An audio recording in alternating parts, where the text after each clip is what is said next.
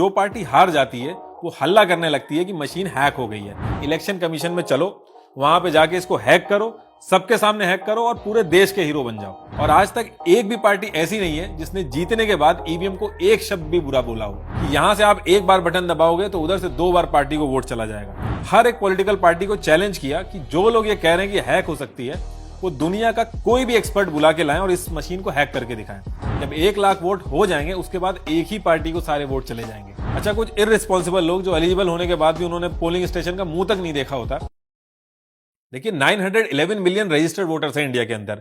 इनसे जब ballot paper के थ्रू वोट डलवाए जाते हैं तो करोड़ों बैलेट पेपर्स की जरूरत पड़ती है, लाखों पेड़ कटते हैं और हजारों लोग इन वोटों को काउंट करने के लिए लगते हैं। और इंडिया जहां पे हर थोड़े दिन में कहीं ना कहीं चुनाव होते हैं तो ये प्रोसेस बहुत ही कॉम्प्लिकेटेड हो जाता है। तो इस चीज को सॉल्व करने के लिए ईवीएम मशीन को लाया गया, लेकिन इसको यूज करने के टाइम पे भी आवाज उठने लगी कि अभी भी इसमें शॉर्टकमिंग्स है, कंप्लीट नहीं है। तो 2014 के नेशनल इलेक्शन में ईवीएम के साथ वीवीपैट को भी ऐड कर दिया गया। अभी वीवीपैट क्या होता है? देखिए, जब आप वीवीपैट नहीं यूज करते थे तो उससे पहले आप बटन दबाते थे, लाइट जलती थी और आप ये विश्वास करके चले जाते थे कि आपने जिसको वोट दिया उसको वोट पड़ गया होगा। लेकिन वीवीपैट को ऐड करने से यह हुआ कि सेम मशीन के बगल में वीवीपैट भी रखा जाता है। जब आप बटन दबाते हैं तो वीवीपैट में आपको एक पर्ची दिखती है जिसमें जिसको आपने वोट दिया है उसका नाम मेंशन होता है। आप उस पर्ची को लेके नहीं जा सकते, बस वो आपको दिखाने के लिए होती है कि देखिए जो बटन आपने दबाया है उसी को वोट मिला है, और फिर वो पर्ची उसी बॉक्स के अंदर चली जाती है। वीवीपैट से आपको ट्रांसपेरेंसी तो मिलती है, साथ ही में डबल वेरिफिकेशन भी हो जाता है कि आप दोनों मशीन से वोट काउंट कर सकते हैं और ये चेक कर सकते हैं कि सेम वोट डले हैं। तो वीवीपैट के ऐड होने से टोटल 3 मशीन हो गई। एक बैलेट यूनिट, ये वो यूनिट है जिसमें आप बटन दबा के अपने फेवरेट कैंडिडेट को सेलेक्ट करते हो। दूसरी हो गई वीवीपैट जिसमें आप वेरीफाई करते हो अपने वोट को। और तीसरी यूनिट हो गई कंट्रोल यूनिट। ये यूनिट वहां के ऑफिसर्स के पास होती है। इसके अंदर पूरी मशीन्स की प्रोग्रामिंग और डेटा रहता है। जब कोई वोट देने आता है तो ऑफिसर उधर से इस कंट्रोल यूनिट का बटन दबाता है, तब आपकी मशीन में ग्रीन लाइट जलती है और आप वोट डाल पाते हो। इसका यह भी फायदा है कि वोटर मौका देख के कई बार बटन दबा के अपनी फेवरेट पार्टी को 10-12 बार वोट ना कर दे। ये तीनों मशीन्स आपस में कनेक्टेड रहती हैं, इसके अलावा इसमें और कुछ कनेक्ट नहीं कर सकते। इसको स्टैंड अलोन इंडिपेंडेंट मशीन भी कहते हैं, क्योंकि इसमें ना कोई इंटरनेट, ना कोई वाईफाई और ना ही कोई फ्रीक्वेंसी रिसीवर होता है, ताकि कोई दूर से इसमें छेड़छाड़ ना कर सके। इस मशीन को पूरी तरीके से भारत इलेक्ट्रॉनिक्स लिमिटेड और electronics corporation of India limited ने बनाया। ये पूरी तरीके से इंडियन डेवलप्ड प्रोडक्ट है। इसमें सेल्फ डायग्नोस्टिक सिस्टम और टेम्पर डिडक्शन प्रोग्राम है, मतलब कि किसी भी स्टेज पे कोई छेड़ता है या जबरदस्ती करता है तो पकड़ में आ जाएगा। अब बात करते हैं कि इस पूरे इलेक्शन में प्रोसेस क्या फॉलो होता है। देखिए, ईवीएम मशीन का कंट्रोल भारत इलेक्ट्रॉनिक्स के पास रहता है।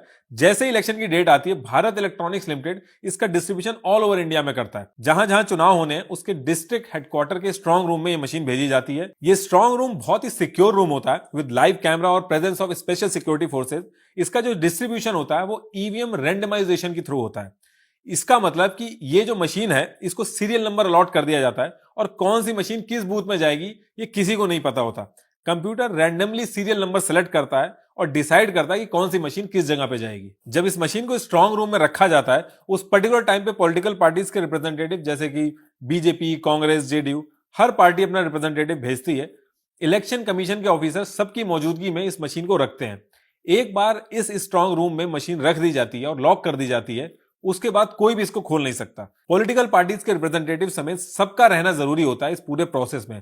स्ट्रांग रूम में कॉन्टिन्यूसली लाइव रिकॉर्डिंग होती है और कोई भी पॉलिटिकल पार्टी आके चेक कर सकती है उस रिकॉर्डिंग को। अब इसके बाद वेट होता है इलेक्शन डेट का। जैसे इलेक्शन डेट पास आती है, इसको डिस्ट्रिक्ट के स्ट्रांग रूम से निकाल के अलग अलग कॉन्स्टिट्यूएंसी के स्ट्रांग रूम में पहुंचाया जाता है जहां वोटिंग होनी होती है। और जब ये मशीन वहां पहुंचती है तो सेम प्रोसेस जो इससे पहले वाले स्ट्रांग रूम में फॉलो हुआ था वही सेम प्रोसेस फॉलो होता है।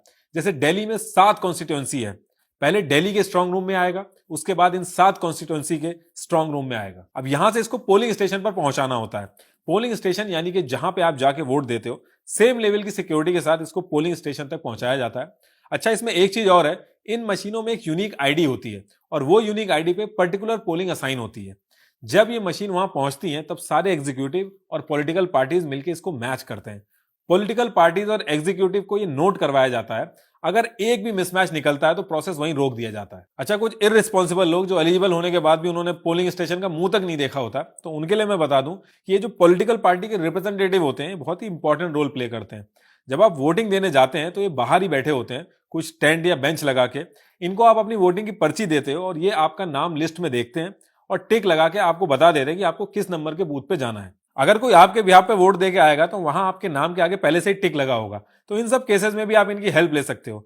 और इसके साथ साथ ये अपनी अपनी पार्टी की वोटिंग में कोई नुकसान ना हो इसका भी पूरा ध्यान रखते हैं। तो देखिए, जब मशीन का सेटअप हो जाता है तो वोटिंग स्टार्ट होने से पहले इसका टेस्ट होता है। जितने भी पॉलिटिकल पार्टी के रिप्रेजेंटेटिव होते हैं उनको बुला के हर कैंडिडेट के नाम के सामने वोट डलवाए जाते हैं और वीवीपैट से वैलिडेट किया जाता है। अगर एक भी एंट्री गलत होती है तो प्रोसेस को वहीं रोक दिया जाता है।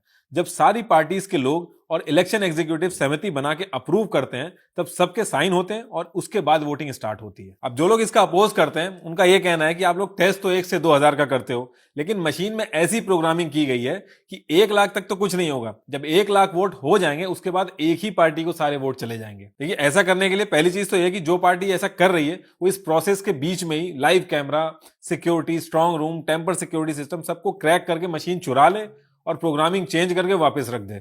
लेकिन उसमें भी कितनी मशीन चुराओगे आप? उसके बाद भी कैसे पता चलेगा कि जिस मशीन को आपने क्रैक किया है वो आपकी ही कॉन्स्टिट्यूंसी में जाएगी? देखिए, ऐसा तभी हो सकता है जब जिसने मशीन बनाई है उसने बनाते टाइम ही सारी प्रोग्रामिंग सेट कर दी हो। लेकिन उस केस में भी रैंडम मशीन पिक करके लाख से ऊपर वोट करके चेक कर लिया गया रैंडम मशीनों पे। दूसरी चीज, जिसने मशीन बनाई है उसको पता होना चाहिए कि जिस पार्टी के नाम पे उसको सारे वोट ट्रांसफर करने हैं उस पार्टी का अलॉटेड मशीन सीरियल नंबर क्या है। वो पता लगाना बहुत मुश्किल है क्योंकि वो सबसे बाद में जनरेट होता है। इसमें एक चीज और बोली जाती है कि यहां से आप एक बार बटन दबाओगे तो उधर से 2 बार पार्टी को वोट चला जाएगा। देखिए, अगर बैलेट यूनिट है उसमें से आप अगर एक बार बटन दबाओगे और वीवीपैट में 2 बार वोट आएगा तो दोनों की काउंटिंग मिसमैच होगी और वोटिंग वहीं रद्द हो जाएगी। एक चीज में यह भी कही जाती है कि जब सारी वोटिंग हो जाती है उसके बाद वोट बढ़ाए जाते हैं। तो जब वोटिंग कंप्लीट हो जाती है तब पोलिंग बूथ का जो इंचार्ज होता है वो सभी पॉलिटिकल पार्टीज के लोगों के बीच में इकट्ठा होकर मशीन को सील करता है और सारे रिप्रेजेंटेटिव उसको चेक करते हैं कि सही से सील हुई है कि नहीं। दूसरी चीज, सारे पॉलिटिकल मेंबर नोट करते हैं कि किस मशीन पे कितने वोट हुए हैं। मान लीजिए कि एक मशीन पे 1150 वोट डले हैं तो वहां पे नोट होगा कि इस आईडी की मशीन में टोटल इतने वोट डाले गए हैं।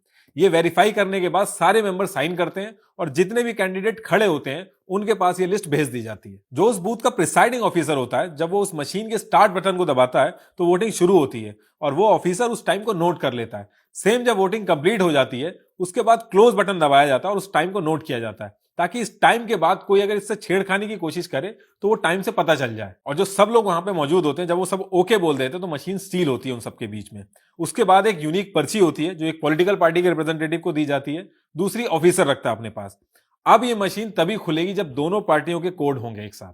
जैसे पहले बूथ कैप्चरिंग होती थी, इसमें उसकी गुंजाइश ही नहीं है, कोई इसको लूट ही नहीं सकता क्योंकि उसके लिए वो यूजलेस है। उसके बाद पूरी सिक्योरिटी के साथ इसको स्ट्रांग रूम में फिर से वापस लाया जाता है, सेम उसी प्रोसेस से जैसे इसको लाया गया था, और सबकी मौजूदगी में इसको लॉक कर दिया जाता है।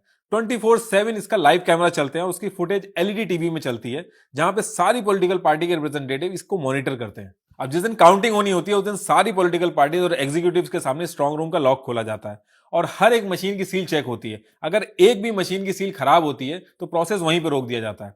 जब सारे मौजूदा लोग मशीन खोलने के लिए सहमति जता देते हैं तब मशीन खोली जाती है और मशीन खोलने के बाद उसको मशीन आईडी के total number of vote match किए जाते हैं जो लिस्ट दी गई होती है उससे, और पार्टियों के बोलने के बाद काउंटिंग स्टार्ट होती है। प्रिसाइडिंग ऑफिसर मशीन में रिजल्ट का बटन दबा के रिजल्ट दिखाता है और जो रिजल्ट आता है उसको रैंडम वीवीपैट मशीन से वेरीफाई किया जाता है। मान लीजिए ईवीएम में दिखा रहा है कि बीजेपी को 100 वोट मिले और कांग्रेस को 90 वोट मिले, तो वीवीपैट मशीन में भी उतने ही नंबर दिखाना चाहिए और ये सब रैंडमली चेक होता है। जैसे जैसे कैलकुलेशन होती रहती है मीडिया वाले बताने लगते हैं कि ये इतने वोटों से आगे चल रहे हैं या फिर पीछे चल रहे हैं और लास्ट में रिजल्ट अनाउंस होता है। अब देखिए, इसमें होता यह है कि जो पार्टी हार जाती है वो हल्ला करने लगती है कि मशीन हैक हो गई है और वही सेम पार्टी जिस जगह से जीती हुई होती है वहां पे चुप रहती है। आज तक एक भी पार्टी ऐसी नहीं है जिसने ईवीएम को कभी ना कभी क्रिटिसाइज ना किया हो और आज तक एक भी पार्टी ऐसी नहीं है जिसने जीतने के बाद ईवीएम को एक शब्द भी बुरा बोला हो। देखिए, ईवीएम मशीन को लेकर लाखों लोगों ने बोला है कि ये हैक हो गई है। आए दिन आपने स्टेटमेंट, डिबेट और वीडियोस देखी होंगी, लेकिन मैं उस केस को डिस्कस करूंगा जो सबसे ज्यादा डिस्कस हुआ इस कंट्री में, जब एक पार्टी के मेंबर ने दिल्ली असेंबली में एक मशीन लगाई और पूरे देश के सामने डेमोन्स्ट्रेट किया कि ईवीएम मशीन इस तरीके से हैक हो सकती है। देखिए, वो जो डेमोन्स्ट्रेशन दिखाया गया था वो ओरिजिनल ईवीएम पे नहीं दिखाया गया था, उसकी कॉपी पे दिखाया गया था। अब अगर मैं आपसे कहूं कि एचडीएफसी और आईसीआईसी की जो इंटरनेट बैंकिंग है वो हैक हो सकती है, वो खराब है, और अगले दिन मैं अपनी बनाई हुई वेबसाइट को हैक करके दिखाऊं, तो उससे कुछ साबित नहीं होगा। एचडीएफसी और आईसीआईसी की इंटरनेट बैंकिंग अगर बेकार है, अगर मुझे साबित करना है तो मैं एचडीएफसी की इंटरनेट बैंकिंग को हैक करके दिखाऊंगा, तब लोगों में विश्वास आएगा। ठीक है, क्योंकि ये इतने बड़े लेवल पे हुई थी और पूरे देश ने देखा था, तो इलेक्शन कमीशन ने 3 जून 2017 को हर एक पॉलिटिकल पार्टी को चैलेंज किया कि जो लोग ये कह रहे हैं कि हैक हो सकती है वो दुनिया का कोई भी एक्सपर्ट बुला के लाएं और इस मशीन को हैक करके दिखाएं।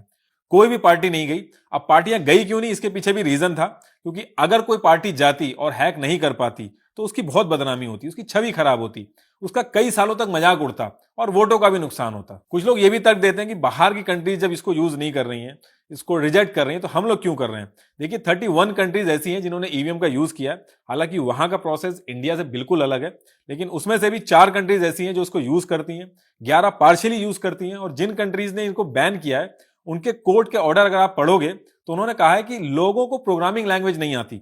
ऐसा सिस्टम होना चाहिए कि लोगों को पता हो कि उनका वोट जब उन्होंने दिया है तो आगे कहां बढ़ा है और किस तरीके से बढ़ा है। देखिए सुप्रीम कोर्ट से ऊपर कुछ भी नहीं है इस देश में। कई पॉलिटिकल पार्टीज ने सुप्रीम कोर्ट में पीआईएल डाली इसके खिलाफ, सुप्रीम कोर्ट ने भी इसको रिजेक्ट कर दिया, इनफैक्ट तारीफ की ईवीएम की। Amazon पे इसके चिप और सर्किट अवेलेबल हैं, कोई भी उनको उठा के प्रोटोटाइप बनाता है और वीडियो डाल देता है कि देखो हैक हो गई है।